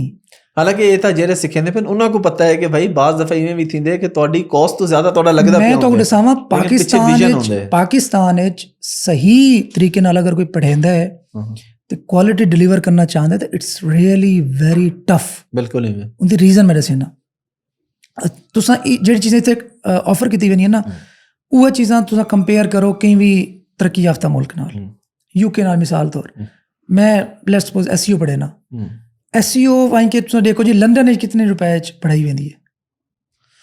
अच्छा और कोई पढ़ाई वेंदी को छोड़ लियो, खाली रिकॉर्डेड वीडियोस जरे हैं ना जरा उन्होंने करते छोड़ देते हैं तो को कोई लाइव सपोर्ट कहनी वो भी $1000 दे विच $1000। अच्छा कुछ लोग आखसन जी तुसा UK नाल क्यों कंपेयर कहंदे वे, वो इंगल कंपेयर कहंदा पिया मैं क्योंकि उन्ना भी डॉलर ही कमावणे असा डॉलर ही कमावणे, डॉलर ही कमावणे। बिल्कुल असा मिस्त्री बनना नहीं सिखेंदे पे कि तगारी चा के पहुंचना किवें। बिल्कुल तो ई चीज़ को मेरे ख्याल च पहली जिहड़ी चीज़ है ना वो इकोसिस्टम को बेहतर बनाया वने सही। अच्छा जेल्ले इंदा नुकसान के थींदा जेल्ले तुसा बिला वजह, मैं ये नहीं आता कि हर बंदा खीर का धोता होंदा या बहुत सही होंदा है, लेकिन अगर सही बंदे को तुसा इस तरह करे सो ना जेड़े सही लोग बैठे वो सामने कहना आसन जेड़ा मेन नुकसान है। बिल्कुल मेन नुकसान और कहते हैं यार ये थी नहीं पिया सामने पीछे ही ठीक है क्या पिए भाई। और हर बंदे के अंदर इतना तहम्मुल इतना सब्र भी कहनी कि वो तनकीद को बर्दाश्त देखो ना एक PKR तुसा गिन के कहीं को USD कमावना सिखेंदे कितने कमा गए सी यार। हाँ कितने कमा इतने केड़ी कमाई है मैं हालांकि जेरहा बंदा प्रॉपर सिखते काम शुरू कर गिना ते पहले महीने दे विच अपनी फीस तो ज्यादा पैसे काट गिनदे हो पहले महीने आराम नाल काट सकते आराम नाल काट सकते। अच्छा और 1 करोड़ रुपया कितना रह गया तोरा $30,000। बिल्कुल ही में $30,000 1 करोड़ रुपया। अच्छा उनके स्ट्रगल देखो क्या वो डिलीवर करना पिए, क्या क्वालिटी अश्योर करना पिए, क्या सपोर्ट देना पिए। वाल उनने लोगों को कितना काबिल बना छोड़ा है ऑलरेडी। उन चीज़ों को पसे पुश्त रीज़न ये नहीं कि सारे लोग नेगेटिव हैं, रीज़न ये है कि जी चेंज है उनकी एक्सेप्टेंस कोई नहीं वो चेंज की एक्सेप्टेंस है टाइम लग सी जो टाइम लग सी दौर उसी अगर निकल गया उसी हाँ असा पीछे रह गया। हाँ हुण जेरी तुसां गल कीती भी 80-90 हज़ार रुपए जे कहिंदी तनख्वाह है बाहर दुबई वगैरह 1000 दिरहम या कुछ भी ते $300 ਤਾਂ ਮੇਰੇ ਨਹੀਂ ਖਿਆਲ ਕਿ ਕਮਾਉਣਾ ਕੋਈ ਮੁਸ਼ਕਿਲ ਕੰਮ ਹੈ ਯਾਰ ਫ੍ਰੀਲਾਂਸਿੰਗ ਦੇ ਵਿੱਚੋਂ $300 ਤੇ ਬੰਦਾ ਥੋੜੀ ਜਿਹੀ ਨੀਅਤ ਹੋਵੇ ਜ਼ਿਆਦਾ ਨਹੀਂ ਮੈਂ ਮਾੜੀ ਥੋੜੀ ਨੀਅਤ ਸਾਫ਼ ਹੋਵੇ 30 ਡੇਜ਼ ਵਿੱਚ ਇੱਕ ਆਰਡਰ ਹਾਂ ਤੇ $300 ਇੱਕ ਆਰਡਰ ਹੀ ਆਵੇ ਤੁਹਾਡਾ ਲੈਟਸ ਸਪੋਜ਼ ਅਗਰ ਕਹੀਂ ਫ੍ਰੀਲਾਂਸਿੰਗ ਪਲੇਟਫਾਰਮ ਤੇ ਤਾਂ ਤੁਹਾਡਾ ਲੱਖ ਰੁਪਏ ਹੈ ਬਿਲਕੁਲ। ਅਗਰ ਇੱਥੇ ਬਹਿ ਕੇ ਕੋਈ ਇਸ ਤਰ੍ਹਾਂ ਕਰੇ ਤਾਂ ਉਹਨਾਂ ਕੋ ਮੇਰੇ ਖਿਆਲ ਹੈ ਤਾਂ ਉਹਨਾਂ ਕੋ ਬਹੁਤ ਜ਼ਿਆਦਾ ਰਿਸਪੈਕਟ ਦੇਣੀ ਚਾਹੀਦੀ, ਹੱਦ ਤੋਂ ਜ਼ਿਆਦਾ ਰਿਸਪੈਕਟ ਦੇਣੀ ਚਾਹੀਦੀ। ਔਰ ਇਹ ਵੀ ਹਰ ਬੰਦੇ ਦਾ ਆਪਣਾ ਆਪਣਾ ਇੱਕ ਤਹਮੁਲ ਦਾ ਹੁੰਦੇ। ਹੁਣ ਸਾਡੇ ਤੇ ਵੀ ਬੜੀ ਤਨਕੀਦ ਹੁੰਦੀ ਹੈ Amazon ਹਾਲਾਂਕਿ ਮੰਜਨ ਸੈਲਰ ਇਹ ਉਹ ਮੈਂ ਅਲਹਮਦੁਲਿਲਾ ਇੱਕ ਸਟ੍ਰੈਟਜੀ ਰੱਖੀ ਹੋਈ ਹੈ ਵੀ ਜਿਹੜਾ ਮੇਰੇ ਖਿਲਾਫ ਬੋਲੇ ਨਾ ਉਹ ਕੋ ਮੈਂ ਰੋ ਮੰਡੇ ਨਾ ਮੈਂ ਜਵਾਬ ਨਹੀਂ ਦੇਦਾ। ਬਲ ਈ-ਕਾਮਰਸ ਵਾਲਿਆਂ ਨਾਲ ਪਤਾ ਨਹੀਂ ਕਿਆ ਸਾਡੇ ਨਾਲ ਤਾਂ ਜ਼ਿਆਦਾ ਖਾਸ ਮਸਲਾ ਹੈ, ਸਾਡੇ ਨਾਲ ਜ਼ਿਆਦਾ ਖਾਸ ਹੈ ਆਵਾਮ ਦੀ ਮੁਹੱਬਤ ਹੈ, ਸਮਝ ਨਹੀਂ ਹੈ ਹਾਲੇ ਤੱਕ। ਸਪੈਸ਼ਲ ਕੋਈ ਗਰੁੱਪ ਬਣਾਏ ਹਨ ਤੇ ਸਾਰੇ ਤੋਂ ਰਗੜੇ ਫਿਰਦੇ ਰਹਿੰਦੇ ਲੇਕਿਨ ਅਸਾਂ ਅਲਹਮਦੁਲਿਲਾ ਆਪਣਾ ਕੰਮ ਲੱਗੇ ਹੋਏ ਸੇ ਤੇ ਤੁਹਾਡਾ ਵੀ ਮਾਸ਼ਾਅੱਲਾ ਬਹੁਤ ਬੜਾ। ਦੇਖੋ ਮੇਰੇ ਖਿਆਲ ਵਿੱਚ 100 ਦੀ ਇੱਕ ਗੱਲ ਹੈ ਜਿਹੜੇ ਬੰਦਾ ਇਹ ਸੋਚ ਕੇ ਕੋਈ ਕੰਮ ਕਰੇਗਾ ਨਾ ਕਿ ਯਾਰ ਅੱਛਾ ਤੁਹਾਡਾ ਪਰਸਨਲ ਜਿਹੜਾ ਮਰਜ਼ੀ ਤੁਹਾਡੀ ਪ੍ਰੋਫਾਈਲ ਹੈ ਕਰੈਕਟਰ ਹੈ ਉਹ ਆਪਣੀ ਜਗ੍ਹਾ ਜਿਹੜੀ ਚੀਜ਼ ਦਾ ਇੰਪੈਕਟ ਸੁਸਾਇਟੀ ਦੇ ਨਾ ਅਗਰ ਤੁਸੀਂ ਉਹਦਾ ਹੀ 2 ਨੰਬਰੀ ਕਰੇ ਦੇਵੇ ਨਾ ਮੇਰੇ ਖਿਆਲ ਵਿੱਚ ਬਖਸ਼ਿਸ਼ ਕਹਿ ਨਹੀਂ ਦੇਣੀ। ਮੈਂ ਦੁਨੀਆਦਾਰ ਬੰਦਾ ਮੈਂ ਕੋਈ ਬਹੁਤ ਜ਼ਿਆਦਾ ਨੇਕ ਬੰਦਾ ਇਹ ਕਿ ਤੁਹਾਡੀ ਜ਼ਾਤ ਤੱਕ ਹਾਂ ਇੱਕ ਚੀਜ਼ ਤੁਹਾਡੀ ਜ਼ਾਤ ਜੋ ਕਰ ਮਰਜ਼ੀ ਕਰੇ ਦੇਵੇ ਉਹ ਤੁਹਾਡੇ ਦੇ ਰੱਬ ਦਾ ਮਾਮਲਾ ਹੈ ਹਕੂਕੁਲ ਚਾਵੇ ਲੇਕਿਨ ਜਿਹੜੇ ਤੁਸੀਂ ਹਾਂ ਅੱਛਾ ਹਕੂਕੁਲ ਇਬਾਦ ਵਿੱਚ ਵੀ ਇੱਕ ਵੱਲ ਹੈ ਕਿ ਤੁਹਾਡੀ ਮੇਰੀ ਡਾਇਰੈਕਟ ਡੀਲਿੰਗ ਹੈ ਕਿ ਮੇਰੇ ਕੋਲ ਲੱਖਾਂ ਹਜ਼ਾਰਾਂ ਲੋਕ ਇਨਫਲੂਐਂਸ ਥੀ ਨੇ ਬਿਲਕੁਲ। ਅੱਛਾ ਮੈਂ ਉਹਨਾਂ ਕੋ ਗਲਤ ਚੀਜ਼ ਇਨਫਲੂਐਂਸ ਕਰੇ ਨਾ ਉਹ ਤਾਂ ਵੱਲ ਮੈਂ ਉਹਨਾਂ ਦੀ ਟ੍ਰੇਨਿੰਗ ਹੀ ਗਲਤ ਕਰਨੀ ਸ਼ੁਰੂ ਕਰ ਦੇਣਾ ਉਹ ਤਾਂ ਵੱਲ ਵੱਡੀ ਜ਼ਿੰਮੇਵਾਰੀ ਆਵੇਂਦੀ ਹੈ ਨਾ ਉਹ ਵੱਡੀ ਜ਼ਿੰਮੇਵਾਰੀ ਆ ਬਿਲਕੁਲ ਕਿ ਛੋਟੀ ਜਿਹੀ ਜ਼ਿੰਦਗੀ ਚ ਅਗਰ ਇਹ ਇਤਨੇ ਵੱਡੇ ਬਾਹਰ ਚਾਹ ਕੇ ਸੰਗੀ ਉਸੇ ਤਾਂ ਹਾਲਾਤ ਬੜੇ ਔਖੇ। ਤਨਵੀਰ ਭਾਈ ਥੋੜਾ ਸਰੈਕੀ ਇਸ ਵੱਲ ਸ਼ੁਗਲ ਹੀ ਕਰਕੇ ਨੂੰ ਸਰੈਕੀਆਂ ਦੇ ਕਾਫੀ ਹੁੰਦੇ ਕਿ ਸ਼ਾਦੀਆਂ ਜ਼ਿਆਦਾ ਕਰਨ ਨੇ ਸਰੈਕੀ ਨਾ ਹਾਲਾਂਕਿ ਕਰੇ ਤਾਂ ਸਾਰੇ ਲੋਕ ਨੇ ਸਰੈਕੀ ਐਵੇਂ ਬਦਨਾਮ ਹੈ। ਮੇਰੀ ਵਾਈਫ ਨੇ ਕੋ ਕਹਿੰਦੀ ਕੋਈ ਕੋ ਸਰੈਕੀ ਦਾ ਪਤਾ ਲੱਗਾ ਦੇਖਾ ਸਰੈਕੀ ਹੈ ਨਾ ਹੀ ਗੱਲ ਦੂਜੀ ਸ਼ਾਦੀ ਕੀਤੀ ਹੈ ਤੇ ਤੁਹਾਡਾ ਵੀ ਕੋਈ ਇਰਾਦਾ ਹੈ ਕਿ ਦੂਜੀ ਤੀਜੀ ਦਾ ਕੋਈ ਜ਼ਹਿਨ ਬਣਾਈ ਬਦੇਵੇ ਜਾਂ ਪਬਲਿਕ ਕੇ ਪੁੱਛੋ ਤੁਹਾਡਾ ਕੀ ਖਿਆਲ ਹੈ ਮੈਂ ਅਕਸਾਂਗੇ ਇਹ ਜਿਹੜਾ ਨਾ मैं को लगता है मैं प्लानिंग तो बैठे हुए कहीं ना तो साथ में लाहौर तो वापस ना बन जाए बंदा भाई खैर ना बनो और भाभी को पता है कि अच्छा यार मेरे ख्याल है चले हम अजराए मजाक गाल थी नहीं पई है शादी जी काम ही कहनी डू बार कीता मुझे अच्छा हाँ एक बारी भी इतना ज्यादा काम करने वाला कि बस दूजी बारी नहीं करना चाहिए। अच्छा बस ठीक है थक गए नहीं होंगे बंदा कहते बड़ी बड़ी जिम्मेदारी है एक वाकई ਬੰਦਾ ਇੱਕ ਸੰਭਾਲ ਕੇ ਨੇ ਬੜੀ ਗੱਲ ਹੈ ਇੱਥਾਂ ਦੂਤਰਾ ਵਾਲੇ ਤਾਂ ਉਹਨਾਂ ਦੀ ਹਿੰਮਤ ਹੈ। ਸਾਡੇ ਕੋਲ ਸਾਡੀ ਸਭ ਤੋਂ ਕੀਮਤੀ ਚੀਜ਼ ਸਭ ਤੋਂ ਇੰਪੋਰਟੈਂਟ ਚੀਜ਼ ਕੀ ਹੈ ਉਹ ਟਾਈਮ। ਪਹਿਲੇ ਲੋਕ ਪਤਾ ਕਿ ਵਿਹਲੇ ਹੁੰਦੇ ਹਨ ਵਿਚਾਰੇ ਸਵੇਰੇ 6 ਵਜੇ ਉੱਠੀਨੇ ਹਨ ਰੜੀਆਂ ਚ ਵੇਨੇ ਹਨ ਕੋਈ ਕਹੇ ਆਲੂ ਯੂ نو ਬੀਜਣੇ ਹਨ ਜਾਂ ਜਬ ਕੋ ਪਾਣੀ ਲਾ ਕੇ ਕਣਕ ਵੱਢਣੀ ਹੈ ਕੁਝ ਕਰਨਾ ਬਸ 10 ਵਜੇ ਆ ਕੇ ਘਰ ਵੱਲ ਸੰਪੋਨੇ ਵੱਲ ਸ਼ਾਮ ਕੋ ਵੈਸਨ ਗਾਸ਼ਾ ਕੱਪ ਕੇ ਡੰਗਰਾਂ ਗੱਤ ਕੇ ਵੱਲ ਆ ਕੇ 9 ਵਜੇ ਵੇਲੇ टाइम ही टाइम है उन्होंने कोल बाकी काम केड़ा बचता है भाई करण को वही गल शादियां कर रही और सोशल मीडिया का दौर है हर बंदा अपने काम में मेरे इंटरनेट की वजह तो ज्यादा ज्यादा मसरूफ है तो हिको जाते बैठे भी ताको डा काम है एग्जैक्टली तो हर काम वास्ते रहता ट्रैवल करना अच्छा दूसरा ना तुम हुन एक्सेसिबल हो गए हो ना मोबाइल की वजह तो इंटरनेट मतलब मैं कितने लुकसा मैं फोन बंद कर दिता WhatsApp ते आवे सी मैं WhatsApp बंद अच्छा WhatsApp साइन आउट नहीं देना ये मैं पिछू नेट बंद करना पौदी WhatsApp ਤੋਂ ਬਚ ਗਿਆ ਮੈਂ ਮੈਸੇਂਜਰ ਤੇ ਆਵੇ ਸੀ ਮੈਸੇਂਜਰ ਤੋਂ ਬਚ ਗਿਆ ਇੰਸਟਾਗ੍ਰਾਮ ਕਿਤੇ ਤੁਸੀਂ ਇਤਨੀ ਰੇਂਜ ਵਿੱਚ ਆ ਗਏ ਹੋ ਕਿ ਤੁਸੀਂ ਭੱਜ ਨਹੀਂ ਸਕਦੇ ਬਿਲਕੁਲ ਹੀ। ਤੇ ਹੁਣ ਕਿਤਨਾ ਇੱਕ ਤੁਸੀਂ ਆਪਣਾ ਟਾਈਮ ਦੀ ਆਪਟੀਮਾਈਜ਼ੇਸ਼ਨ ਕਰ ਗਏ ਹੋ ਕਿਤਨਾ ਟਾਈਮ ਬਚਾ ਗਏ ਹੋ ਅਲਟੀਮੇਟਲੀ ਤੋਂ ਲੋਕ ਤੁਹਾਨੂੰ ਰੇਂਜ ਵਿੱਚ ਪਹੁੰਚ ਵੈਸਨ ਤੁਹਾਡੇ ਤੱਕ ਇਹ ਮੇਨ ਰੀਜ਼ਨ ਹੈ ਕਿ ਸ਼ਾਇਦ ਤੁਹਾਨੂੰ ਟਾਈਮ ਦਾ ਬੜਾ ਪ੍ਰੋਬਲਮ ਹੈ। ਚਲੋ अच्छा जवाब है। अच्छा तनवीर भाई आर्टिफिशियल इंटेलिजेंस स्पेशली अगर हम बात करें आजकल ChatGPT की लोग ये समझते हैं कि अब इसके आने से तो ह्यूमंस का रोज़गार ख़त्म हो जाएगा और हम ये देखते भी हैं बहुत से लोग हैं जो खुद कंटेंट राइटिंग करते थे या किसी से करवाते थे अब वो जाके उसको टॉपिक देते हैं ChatGPT को वो विद इन सेकेंड्स आपको बना के दे देती है। इसको आप कैसे रिलेट करते हैं क्या बनेगा लोगों का फिर जो काम सीख रहे हैं? देखिए पहली चीज़ तो ये है कि जो चेंज को ना एक्सेप्ट करना चाहिए उसको अगर आप एक्सेप्ट नहीं करेंगे तो उसने रुकना नहीं है चेंज नहीं उसने होना ही होना है बिल्कुल आप उसके साथ सिंक नहीं कर पाएंगे जिसकी वजह से आप पीछे रह जाएंगे। बिल्कुल पहली बात है कि एआई को एक्सेप्ट करें कि एक नई रेवोल्यूशन है, ठीक है, जिसके साथ हमने चलना है। ठीक है, अब दूसरी चीज़ है कि इसका इम्पैक्ट क्या होगा, लोग बेरोजगार हो जाएंगे, नहीं हो जाएंगे। अच्छा, अब अगर हम इस बहस में उलझे रहे हैं कि क्या होगा, नहीं करना चाहिए, एक फील्ड के अंदर एंटर ही नहीं होना चाहिए, काम नहीं करना चाहिए, ऑप्शन क्या है? बात है कि ऑप्शन हाँ, क्या है फिर? अल्टरनेट तो कोई नहीं हमारे पास। अल्टरनेट नहीं है ना, फिर उसका काम तो हमने करना है, पैसे तो हमने कमाने हैं, डॉलर में ही कमाने हैं। बिल्कुल, तो क्यों ना हम अपनी फील्ड के साथ एआई को इंटीग्रेट करें। ठीक है, ठीक। अब आपने बात की कि content writing, search engine optimisation, ये 2012 में गूगल की पहली अपडेट आई। उस वक्त मेरे कितने दोस्त थे जानने वाले जो इस फील्ड को छोड़ गए। उन्होंने कहा बस खत्म, एसईओ अब डेड हो गया। अच्छा, उसके बाद फिर एक और अपडेट आई, उसने कहा चल अब खत्म, इसके बाद जो है ना वो एसईओ इज डेड। उसके बाद जी फिर गूगल ने कहा जी ये लिंक स्पैम है, गूगल ने कहा जी फलाना ये स्पैम है। तो हर बार, हर 6 महीने, साल, 1.5 साल, 2 साल बाद ये, अब जैसे आपने गूगल एडसेंस के बारे में पहले कहा कि 2 साल तो उसकी अप्रूवल में लग जाते हैं, ऐसी कोई बात ही नहीं है। तो देखिए, चीज़ें गोरों के साथ अगर आपने काम करना है ना, वो स्टैटिक नहीं है। उसकी मिसाल मैं आपको छोटी सी दी हूँ कि फेसबुक की ऐप से ही काम कर रही होती है। हमें लग रहा होता है कि हर चीज़ परफेक्ट है, फिर भी सुबह उठते हैं अपडेट आई होती है। क्यों?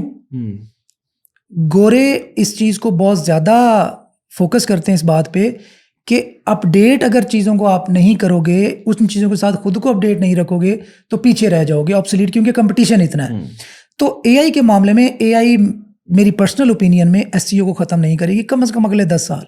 कोई ऐसी बात नहीं है। हाँ, चीज़ों के बस ये है करने के अंदाज बदल जाएंगे। उन्होंने इसके साथ मिलकर काम करना सीखना है, मिलकर काम करना सीखना है। बाकी जब टायर आया तो उन्होंने कहा जी अब जो है वो घोड़ों का, उनका कोई, गधों का उनका कोई वो नहीं रहेगा, काम नहीं रहेगा। जनाब उससे ज्यादा महंगे हैं आप वो से थोड़े ऐसे वो लोग शौक के लिए जो करते हैं या पालते हैं तो महंगे, जितने की एक गाड़ी आती है उससे महंगा घोड़ा आता है आपका। तो इसी तरह गाड़ी आई, उसने कहा जी अब बाइक का क्या बनेगा फिर। तो ये इन चीज़ों से कुछ नहीं होता, इन चीज़ों से परेशान नहीं होना चाहिए, लर्न करना चाहिए। अच्छा, पिछले दिनों हिशाम भाई का एक इवेंट था इस्लामाबाद के अंदर, वो मैंने केस स्टडी दी कि एक बच्चे ने 3 महीने में $50,000 बनाए माशाल्लाह, चैट जीपीटी से।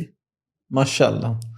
अब जिस दौरान जिस दौरान हमारे यहाँ पूरी कम्युनिटी में बहस चली हुई थी, एक पोस्ट वायरल हुई थी कि अब चैट जीपीटी 4 आ गया, अगले हफ्ते दुनिया बदल जाएगी। कुछ लोग मीम्स बना रहे थे, कुछ लोग रियल में शेयर कर दी।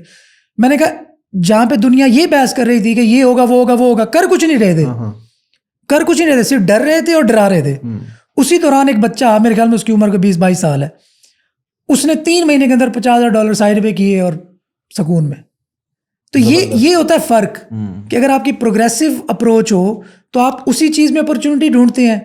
अगर आप थोड़े नेगेटिव माइंड है तो आपको अपॉर्चुनिटी में भी नजर आता है कि नहीं इसमें कुछ उसमें कोई ना कोई मसला आपको नजर आ जाता है। तो देखिए, पॉजिटिव अप्रोच रखनी चाहिए हमेशा। तनवीर भाई, बहुत शुक्रिया आपके टाइम का। लास्ट पे आप कोई मैसेज देना चाहें यंग जनरेशन को? यूथ को मेरा मैसेज यही है जो कि आज मैंने 1 साल पहले दिया था और उस पर बड़ी ले दे हुई थी, मेरी बड़ी जो है ना लोगों ने ली थी प्रॉपर। मैंने कहा था कि ये मुल्क अगर आप छोड़ सकते हो तो छोड़ जाओ। अगर आपकी फाइनेंशियल कंडीशन ऐसी है कि आप बाहर शिफ्ट हो सकते हो तो शिफ्ट हो जाना चाहिए। उसकी रीज़न में नहीं जाता मैं, आज आके शायद आपको रियलाइज़ हो रहा होगा कि तनवीर 1 साल पहले सही कह रहा था। 2 ऑप्शन है आपके पास, या तो आप बाहर चले जाएं, वहाँ पे जॉब्स करो, और इसमें कोई मजायका नहीं है, कोई इमोशनल होने की ज़रूरत नहीं है। जब आपका घर बन रहा होता है, ये जुनेद अकरम ने एक बात की थी, बड़ी मुझे पसंद आई, कि जब आपका घर बन रहा होता है तो आप हमसाये के घर में, नानी के घर में शिफ्ट हो जाते हैं, तो ऐसी कोई अजीब बात नहीं है। दूसरा, स्किल सीखो ऑनलाइन, कोई भी डिजिटल स्किल सीखो और डॉलर में कमाओ। अगर इधर रहना तो फिर डॉलर्स में कमाओ, इधर रहना तो डॉलर में कमाओ। इन 2 चीज़ों के अलावा आपका कोई फ्यूचर नहीं है। ये मेरी नसीहत समझो, ये मेरी वार्निंग समझो, ये जो चीज़ भी समझो। Thank you very much Tanveer. Thank you.